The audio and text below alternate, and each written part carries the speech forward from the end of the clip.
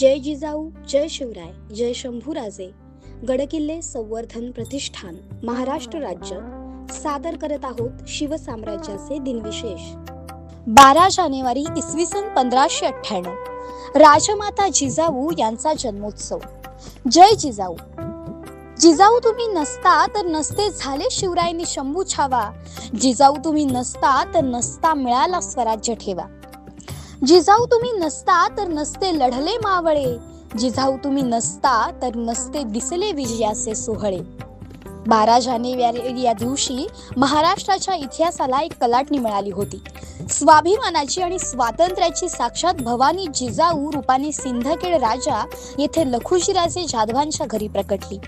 हीच ती स्वराज्य जननी, हीच ती माता जिने स्वराज्याचे देखणे स्वप्न देखिले.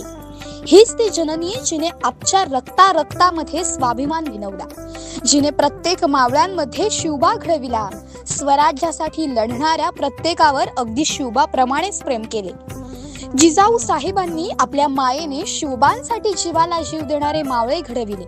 स्वाभिमानाच्या ठिणगीने त्यांनी पेटवले आणि पुढे हीच स्वराज्याची मशाल क्रूर यवनांना जाळून खाक करू लागली. आमच्या ह्याच शूर मावळ्यांना स्वप्नात पण बघून हेच जुलमी दुश्मन झोपेत पण दचकून जागे व्हायचे. ह्या सर्वांना एकत्र ठेवणारा तो शिवबा ह्याच माऊलीने घडविला. या माऊलीने आपले उभे आयुष्य या स्वराज्याच्या जडणघडणीसाठी पणाला लावले.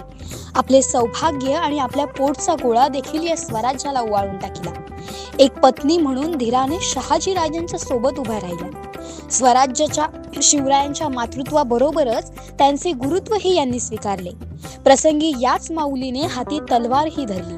स्वदेश, स्वधर्म, स्वभाषेची जाण तेव्हाच सर्वांना झाली आणि अखेर कित्येक वर्षाच्या संघर्षानंतर 32 मन सोन्याचे सिंहासन रायगडी अवतरले. स्वराज्य मिळाले आणि त्या स्वराज्याला छत्रपती मिळाला.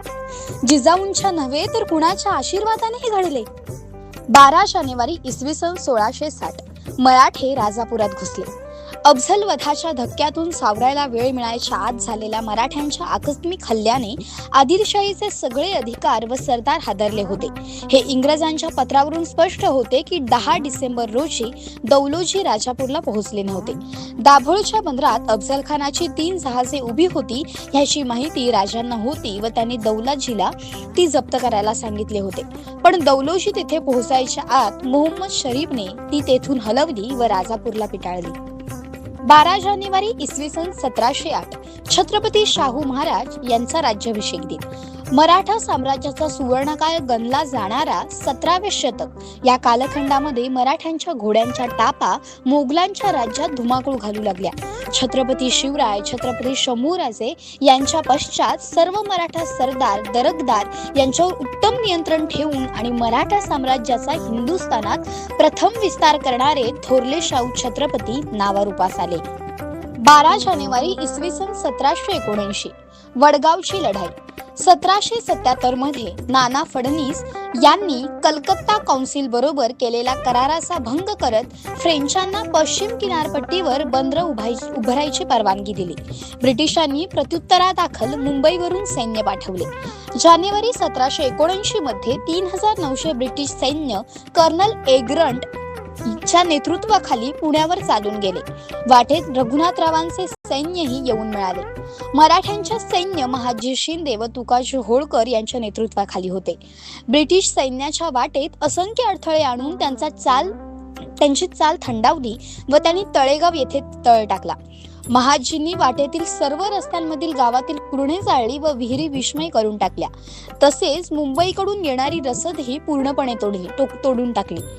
ब्रिटिश सैन्याने अन्न पाण्याहून हाल होऊ लागले. ब्रिटिशांनी माघार घेण्याचे ठरविले. 12 जानेवारी 1779 रोजी मध्यरात्री मराठ्यांनी ब्रिटिशांवर आक्रमण केले व सर्व बाबतीत चित्त करून वडगाव येथे शेवटी ब्रिटिश सैन्य महाजींना शरण आले. 12 जानेवारी इसवी सन 1863 स्वामी विवेकानंद यांचा जन्मदिवस. कोलकाता येथील एक तेजस्वी बालक जन्माला आला. ते पुढे स्वामी विवेकानंद नावाने ओळखले जाऊ लागले. त्यांचा आज जन्मदिवस. भारतीय तत्वज्ञानाचा जगभर प्रसार करणारे ते तत्वज्ञ रामकृष्ण परमहंस यांचे शिष्य. गुरूंची स्मृती चिरंतन राहावी यासाठी त्यांनी रामकृष्ण मिशनची स्थापना केली.